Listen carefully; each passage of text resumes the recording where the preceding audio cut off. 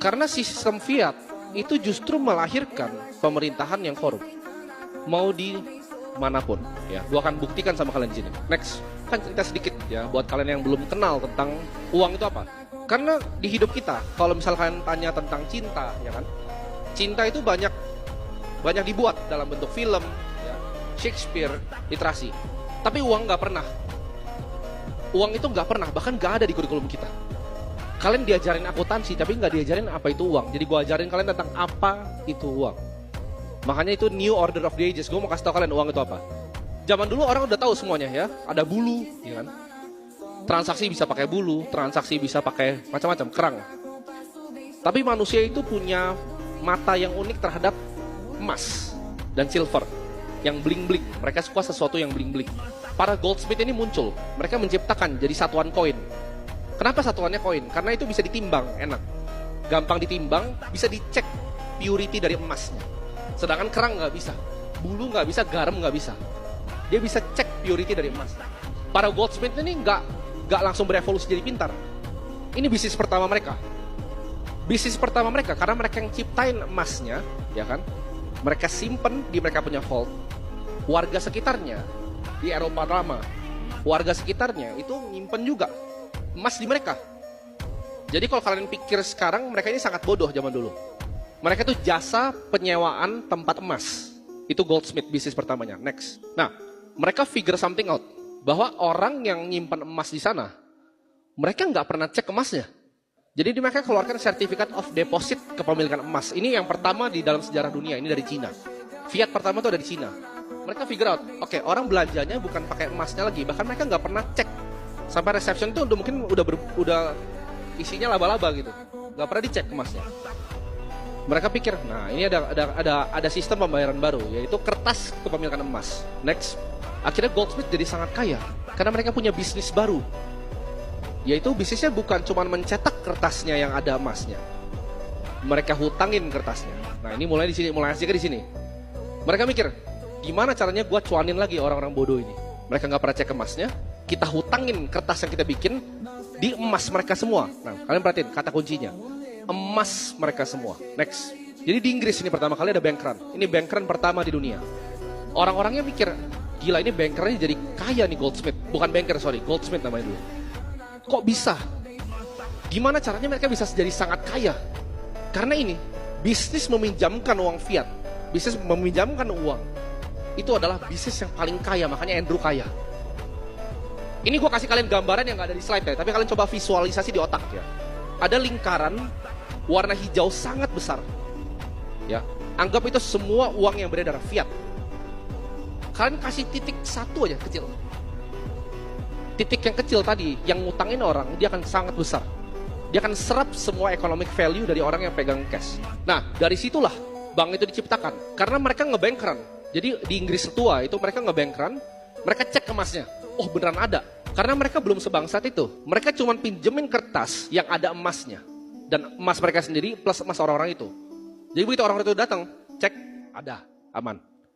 Nah itu baru diciptakan sistem fractional reserve di sana nanti. Jadi ada sejarahnya kenapa ada goldsmith, ada bank, ada fractional reserve, ada federal reserve. Jadi mereka punya bisnis baru. Karena orangnya mikir gini, ya udahlah, masa gue bayar sewa sama lu, orang itu emas gue terus lu bikin kertas. Warganya pintar karena ini jadi kaya, bankernya jadi kaya sekali. Mereka mikir, oke, lu harus kasih gue bunga sekarang. Kok gue sewa? Nah itu jadi sejarah bank. Jadilah bank seperti sekarang.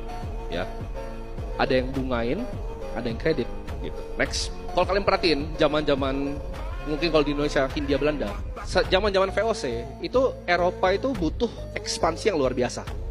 Jadi mereka create hutang yang luar biasa banyak. Jadi mereka butuh create hutang dan government itu nggak bisa stop penciptaan untuk hutang ini.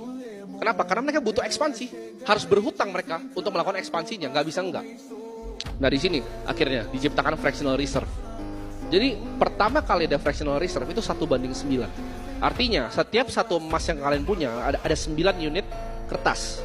Nggak sesimpel itu tapi intinya begitu 1:9 zaman dulu. Itu diciptakan untuk regulasi. Kenapa? Kalau enggak bank ini akan terus menciptakan uang. Ya. Bank Indonesia itu memiliki kemampuan untuk mencetak uang dari angin. Orang yang bisa ciptakan uang, bankers ini, mereka kontrol dunia ini. Pemerintahan, sistem perputaran uang, sistem kredit, semuanya. Mereka ini paling berkuasa, mereka bisa cetak uang soalnya. Next. Nah, ini yang menarik nih. Tadi kan Woodrow Wilson, sekarang James A. Garfield. Whoever controls the volume of money in any country is absolute master of all industry and commerce. Jadi penguasa dunia itu siapa? Pemerintah? Atau yang kuasain sistem kredit? Jawabannya sistem kredit. Ada yang tahu apa yang terjadi sama James A. Garfield? Setelah dia ngomong ini? Google aja. Nah, by the way dia mati ya, habis ngomong itu. Sama seperti Abraham Lincoln. Kalau kalian pelajarin. Pelajarin sejarah. John F. Kennedy kalian pelajarin kenapa dia begitu. The world reserve currency is collapsing. Kalian lihat ini 1635 sampai 2019 chartnya. Gua ambil. Ini purchasing value of US dollar. Kalian anggap gini ya. Federal Reserve itu kayak bosnya bank ya. Paling tinggi. Semuanya ngikut dia. Karena cadangan devisa negara juga itu isinya pasti ada US dollar. Semua fiat di luar itu menghamba sama tadi Novus Ordo Seclorum tadi. Semua fiat menghamba ke satu tuan. Ini collapsing at a pace yang kalian nggak tahu dari 1635 ini. Nah, ini yang paling kuat ya, nomor 1. Next. Nah, ini kalian perhatiin ya. Kenapa orang yang investasi akan jadi sangat kaya? Karena ini, lu beli aset apapun selain fiat, S&P 500. Lihat real estate. Meskipun 2008 jatuh, gold, apapun selain kertas itu, kalian akan jadi kaya. Tapi uniknya, ini semua naiknya dari mana? Kan Warren Buffett dikredit karena dia dapat kenaikan ini kan. Yang kalian harus pelajarin, coba cek M2 money supply atau jumlah uang yang dicetak dengan kenaikan ini. Nanti gue tunjukin di belakang, identical. Next. Kalau US cadangan devisa negara juga itu isinya pasti ada US dollar. Semua fiat di luar itu menghamba sama tadi Novus Ordo Seclorum tadi. Semua fiat menghamba ke satu tuan. Ini collapsing at a pace yang kalian nggak tahu dari 1635 ini. Nah, ini yang paling kuat ya, nomor 1. Next. Nah, ini kalian perhatiin ya. Kenapa orang yang investasi akan jadi sangat kaya? Karena ini, lu beli aset apapun selain fiat, S&P 500. Lihat real estate. Meskipun 2008 jatuh, gold, apapun selain kertas itu, kalian akan jadi kaya. Tapi uniknya, ini semua naiknya dari mana? Kan Warren Buffett dikredit karena dia dapat kenaikan ini kan. Yang kalian harus pelajarin, coba cek M2 money supply atau jumlah uang yang dicetak dengan kenaikan ini. Nanti gue tunjukin di belakang, identical. Next. Kalau US dollar aja, hilang 99,8% dari value-nya selama 150 tahun. 99,8% hilang value-nya. Lu bagusan investasi di kaleng tuna kalau dia bisa tahan terus dibanding US dollar. Nah, ini kalau international currency, ini gue nggak sebutin apa. Ada yang tahu ini apa?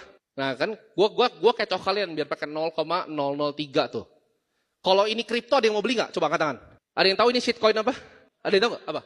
Salah. PP bukan. Bukan. Ada yang tahu ini shitcoin apa? Ada Pak Oni. Rupiah, Pak Oscar 100. Karena dia tahu ini chartnya. 0,003 itu apa? Ini rupiah. Terus kalian pakai setiap hari kalian tabung di bank. Kata gue tanya tadi, chartnya kalau koin mau beli nggak? Nggak, ini rupiah. Literal ini. Lawan dolar yang 150 tahun 99,8%. Jadi kalau misalnya konglomerat itu bisa kaya dari saham, dia yang beneran kaya, atau itu jumlah uang dicetaknya? Ayo. Kalian coba pikir. Nanti gue akan kasih tahu kalian apa yang bisa define sebagai uang. S&P itu adalah uang. Real estate di Miami itu adalah uang. Real estate di Menteng adalah uang. Next. Tapi kan lu cherry picking international currency. Lu ambil yang jelek gitu misalnya. By the way katanya loh, Indonesia itu paling stabil dan paling kuat. Hebat. Nah, ini Indian Rupee yang lebih hebat dan lebih stabil lagi. Lawan US dollar 47%. Jadi gini, lu kalau beli konsumer di dunia ini itu semua sama. Makanya kalau lu kerja di Amerika, kesannya itu semuanya lebih murah. Lu bilang, tapi kan biaya hidupnya mahal. Salah. Lu beli iPhone tetap 15 juta, tapi income-nya berkali-kali lipat. Kenapa? Karena currency-nya menang. Itu kalian yang goblok kalau kalian pikir, oh kerja di Amerika itu gak enak karena biaya hidupnya mahal. Betul, tapi konsumer gue sama.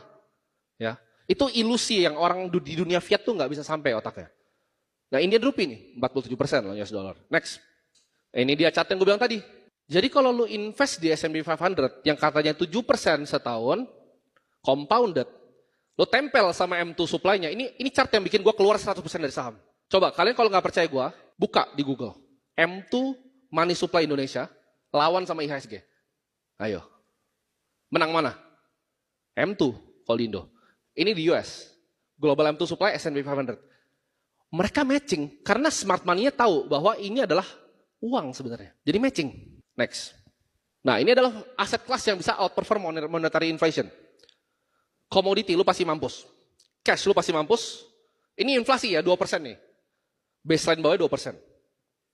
Ini average investor tuh. Kalian percaya nggak? Kalian bisa trading saham itu, lu setahun 2,9%. Lu bukan Andri Hakim. Lu nggak bahkan bisa dapat gede. 2,9%. Rumah, bonds, ya. 40-60 portfolio. 60-40 portfolio, S&P 500. High yield, small cap, emerging market equity. Baru rates, real estate investment trust. Ini data. Kalian perhatiin. Consumer inflation-nya yang katanya mau diturunin sama pemerintah ke 2%, ini 2% nih baseline-nya. Lu kalau di komoditi pasti mampus. Lu mau naik, lihat tuh, garis keduanya apa? Monetary inflation, inflasi asli yang terjadi. Konsumernya. Ada yang pernah ingat gak gue prediksi harga beras? Pemerintah kan bilang, El Nino, Enggak, itu rupiahnya melemah. Next. Nah, pertanyaannya gimana cara preserve wealth? Ini orang banyak keliru dalam bidang investasi. So, Andrew bilang tadi 100 itu. Kenapa investasi 10 tahun? Gue kasih tau kalian mindset gue dalam investasi Bitcoin. Ada bilang, bang, 2025 Bitcoin jual nggak? Jual. Enggak. Gue cuma kasih tau itu topnya, gue nggak jual. Contoh, misalnya Andrew punya rumah di Senayan gitu. Atau misalnya lu punya rumah kayak gini. Di Miami Beach, ya kan? Bagus. Lu investor real estate, lu bakal ngomong nggak? Kayaknya nih rumah di Miami Beach gue ini, ya, kayaknya bakal gue flip deh. Buat 2%. Gitu. Enggak, mereka koleksi terus rumahnya. Itu sama seperti Bitcoin, itu lu kayak beli Miami Beach tahun 1980. Next. Ini adalah Billionaire's Row di Manhattan.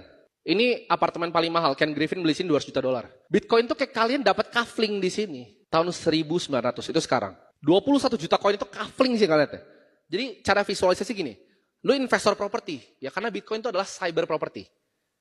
Lu mau nggak ditawan di sini tahun 1900? Mau. Apakah lu akan bragging ke temen lu? Wih, double nih punya gua nih. 5 tahun lagi. Enggak, lu diketawain sekarang kalau 100 tahun.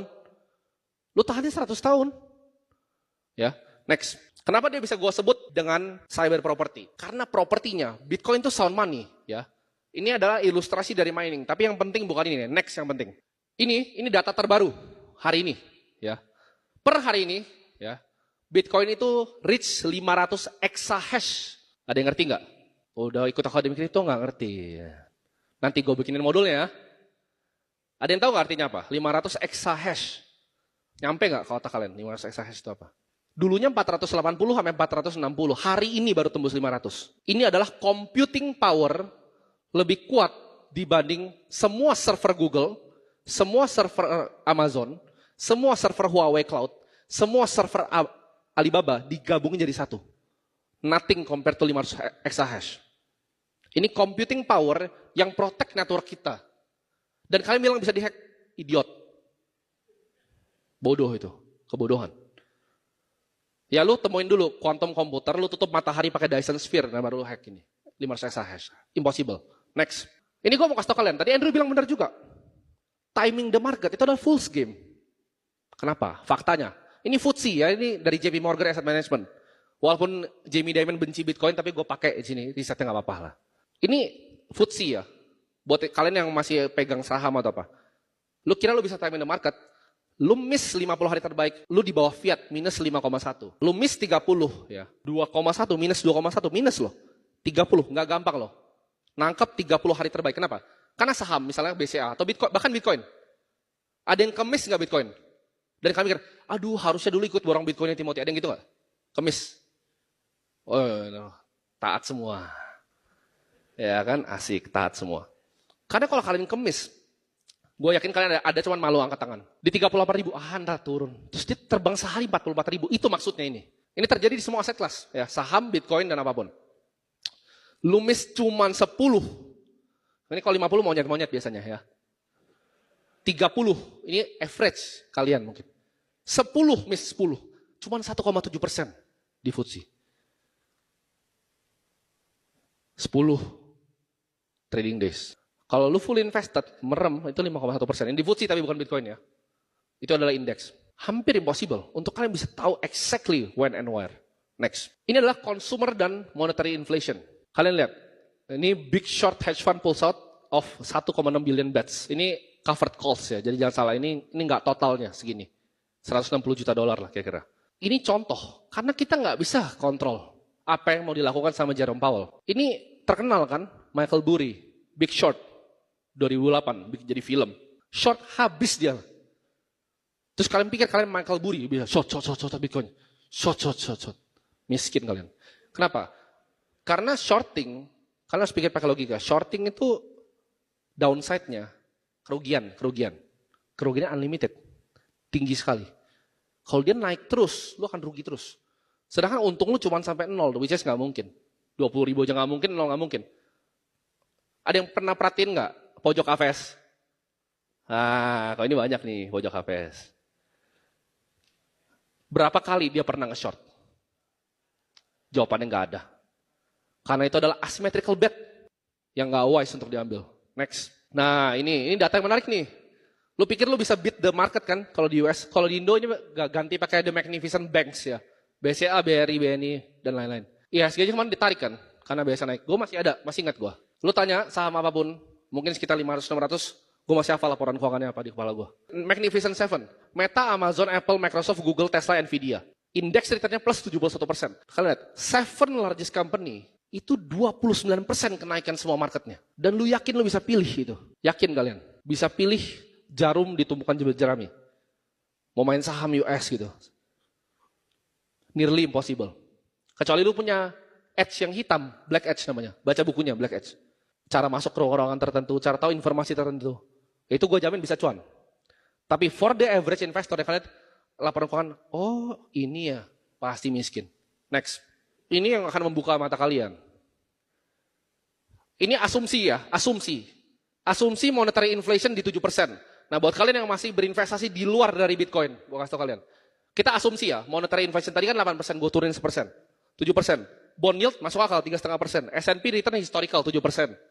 Dan Bitcoin returnnya diturunin banget ini loh, 14. Kalau lu pegang cash, ini dalam dolar ya.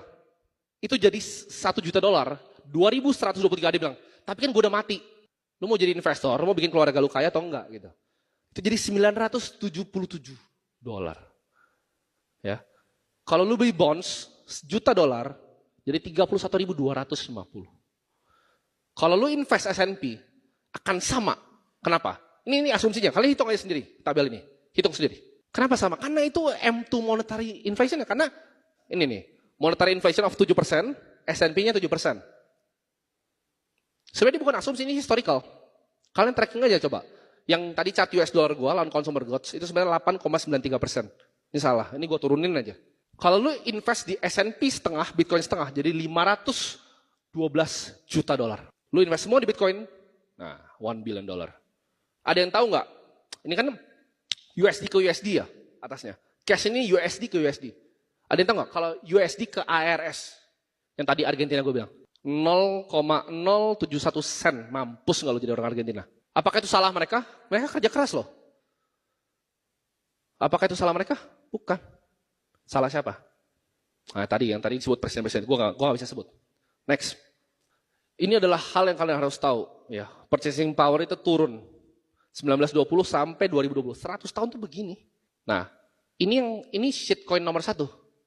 Kalau shitcoin yang nomor 99 atau ranking 70 gimana? Mau beli nggak? Mati lu. Ini turun 99% sama properti. Jadi kalau lu beli sesuatu bukan berarti lu makin kaya. Orang lain yang makin miskin yang nggak ngerti ini. Lu beli rumah di Menteng bukan rumah lu makin tinggi harganya. Apa yang terjadi? Semua orang jadi makin miskin. Karena lu digrogotin sama monetary inflation 7% tadi yang lu nggak hitung ke dalam portfolio lu. Itu lu nggak hitung. Next. Tapi ini gue mau kasihkan informasi. Oke, gue mau beli Bitcoin. Ada 3 ya resiko utama dalam berinvestasi di Bitcoin. Ini nggak usah dicatat, bukan punya gue. Nggak usah dicatat, bukan punya gue. Satu itu people. Ya, kalian aja dompet hilang, terus kalian street fresh, kalian tulis di buku, ya kan, di kertas. Nah, ada nggak? Ketawa kalian? Ada nggak? Angkat tangan dong. Kertas. Kertas ya? Kertas. Terus kalau hilang kertasnya hafal kamu? Enggak, mati dong, nangis. Ya nangis. People, lu sendiri itu risiko pertama. Lu tahu UTXO management? Tahu cara bedain nggak walletnya? Lu pakai Phoenix terus lu ubah dari Trezor? Nggak tahu. Mampus lah kau. Ada yang simpen di exchange doang? Karena gini, itu exchange itu masuk ke dua corporation. Issuer, custodian atau exchanges. Ini kalian mungkin merasa ini hal yang nggak mungkin, tapi nggak ada yang too big to fail. You have to self-custody your Bitcoin. Karena resiko dulu, yourself, family, dicolong. Atau dihilangin kertasnya sama mbak lu. Gitu. Karyawannya bodoh, macam-macam. Dua corporation, issuer. Lu nggak bisa percaya custodian. Walaupun tadi bahasa regulasi, tapi ini gue akan buka secara gamblang sama kalian. Regulasi itu regulator cuma wasit. Ya, wasit dalam permainan bola. Bolanya diambil, digantiin nggak maksudnya kagak. Tadi Pak Oscar bilang, banyak exchange yang bangkrut, betul. Apakah uangnya dibagikan? Tentu tidak. Percuma, apapun regulasi percuma. Lo nggak bisa taruh uang lo di third party. Local dan nation states. Tadi kita bergantung banget gitu sama, oh ini pemerintah bikin ini pemerintah bikin ini. Pak Oscar tuh itu tadi materi, salah satu materi kripto terbagus yang pernah gue dengar. Kripto tuh mulai dari pemikiran apa? Apakah pemikiran yang sentralisasi? Enggak. Ya, libertarian kripto itu. Memang ini sulit diaplikasikan. Kenapa? Karena kita lihat juga ya pemerintah kita akan sama-sama terus gitu. Seperti sekarang. Ini akan jadi 3 ya. Kenapa kalian akan kehilangan? Karena kan harus pikirnya tadi, mau 100 tahun kan Bitcoinnya. Ada yang benar-benar ya cuma tulis di kertas gitu. Nggak multisig bahkan. Ada yang benar-benar cuma di kertas seed phrase-nya. Kalian tahu nggak itu seberapa rawan hilangnya? Kalian bahkan nggak hafal. Hafal pun itu juga berbahaya. Nah itu ada cara-caranya yang kalian harus pelajari. Next. Bitcoin itu akan menang dari game ETF. BlackRock per detik ini harusnya 29.000 sekian. Pagi itu 26.000, sekarang sudah 29.000 Bitcoin dia udah pegang per market close. Itu $1 billion. BlackRock udah punya $1 billion Bitcoin dalam format ETF-nya. Kompetitornya siapa? SPY, ya, GLD Gold dan lainnya, BND Bonds. Next, kalian perhatiin ini, ini penting. Ada yang bilang, tapi kok nggak gerak ya ETF? Kalian lihat dulu redemption Grayscale sehari berapa? Begitu Grayscale, ini gue ngomong di sini, begitu Grayscale selesai, ini up only. Kalian perhatiin, ini pas GLD launch ya, Gold launch ETF-nya. Kenapa? Karena ETF itu, ya tadi gue bilang, gue bukan suruh kalian beli ETF, karena tadi itu ada third party risk-nya. Cuman ETF itu kalau kalian masukin ke suatu aset yang passive indexing, itu akan terbang luar biasa tinggi, semuanya. Ya, lu mau SPY, karena itu mereka akan push, kalian lihat ya, BlackRock, VanEck, Bitwise. Mereka akan push dari advisor mereka untuk bilang, ini gue jujur ya, uang Gen Z sama milenial itu doesn't matter di kripto. Uang boomer yang matters. Mereka kan bilang ke para orang-orang tua ini untuk, oke, diversify sedikit. Kita udah punya riset yang seperti ini. Fidelity akan mulai masuk tuh ke private clients mereka. Itu yang kalian gak lihat. Ini akan jadi, ini akan push Bitcoin over dari $200.000. Next. Kita akan ngomong sekarang ya. Tadi kan udah tentang uang, tentang sejarahnya. Sekarang main katalisnya, ada apa aja di kripto. Next. Ini prediksi gue ya. Bisa benar, bisa salah. Pak Oni bisa koreksi kalau salah. Tapi Fed akan pasti cut rates. Ini gue ngomong sini. Fed pasti akan cut rates. Atau enggak kenapa? Akan terjadi hard landing. Ini nggak bisa di stay di 5. Ini Desember ya datanya ya. Nggak bisa stay di 5. Tapi ada keajaiban yang nanti gue akan bilang. Next. Stock market rally. Ini prediksi gue. Ini sebenarnya slide-nya gue bikin 2 minggu lalu. Tapi udah terjadi ya. Stock market itu pasti rally. Karena yield curve-nya steepening. Ada yang ngerti, oh ini apa yang nggak ngerti? Ada gitu nggak? Jujur. Ada yang jujur nggak ngerti. Terus kalian pikir, you can beat the fucking market. You cannot bro. Lu yield curve aja nggak tahu apaan, gimana caranya? Lu mau time marketnya 10 best days, 50 best days. Untuk jadi level bro kakak. It takes years liatin market. Pelajarin semuanya. Lu harus gali terus ilmunya. Ya, belajar terus, haus terus. Tadi Andrew bilang bener. Kalau teman-teman lu belajar 2 jam, lu belajarnya 10 jam, 12 jam. Ilmu lu belum cukup dan masih cetek. Next. Nah, ini prediksi gua. Jadi gua tadi minta editornya selipin ini foto ini. Nah, dia foto, Kenapa? Karena per hari ini SPX itu all time high. Padahal gue bikin 2 minggu lalu. Ini gue baru selipin yang ini hari ini. Ini kan ini chart real ya hari ini. Kalian bayangin di 5% interest rate itu all time high ini terjadi kejanggalan secara makro di sini. Dan itu gue udah prediksi karena yield curve steepening, market pasti rally. Next. Nah ini makro prediction A1 nih. Ya bisa salah. Cuman ya kayak Andrew bilang nggak banyak yang 2-3 kayak gue. Sombong dikit nggak apa-apa ya. Labor market itu softening ya. Karena ini menurut gue ini lag effect dari restrictive monetary policy. Ya. Kenapa bisa lagi gini? Karena resesi yang digadangkan semua ekonom di dunia tahun 2023 gelap tidak terjadi. Jadi lag effect-nya kan di sini terjadi. Labor market ya akan softening. Next. Kalau secara Bitcoin sendiri, kita bahas makronya Bitcoin. Ini penting untuk kalian pelajari. Ini ada hodl wave ya. 71% supply besar itu nggak pernah bergerak selama 1,5 tahun terakhir. Smart money yang pegang 5.000, 6.000 Bitcoin itu nggak pernah gerak. Dan kalian udah jualan, turun. Terus kalian nonton di TikTok ya kan, set. Ada yang misalnya orang bilang gitu, ya kalian juga set. Kok ketawa sih? Gue nggak nyindir orang. Kalian ketawa, TikTok gue, oh ini misalnya bakal 35.000, 30.000. Bos, 5% interest rate, stock market rally. Gimana caranya? Itu redensialnya Grayscale. Lu bilang, oh Bitcoin ntar 20.000, beli 20.000. Ya terserah, kalian mau percaya makro atau percaya badut. Next. Nah, Bitcoin mining difficulty ini penting, karena ini akan drive continue growth untuk Bitcoin. Lihat tuh, mining difficulty ya. Dan tadi, kita harusnya selebrasi 500 exahash, tapi kalian nggak ada yang ngerti. Hari ini, 500 exahash. Ini mining difficulty itu naik terus, bukan cuma karena inscription. Tapi memang Bitcoin ini lagi diadopsi berbagai macam kalangan. Ya. Kalau kalian pernah main nanti ke Texas, coba, kalian akan lihat di sana, itu Bitcoin mining lagi thriving luar biasa besar di sana.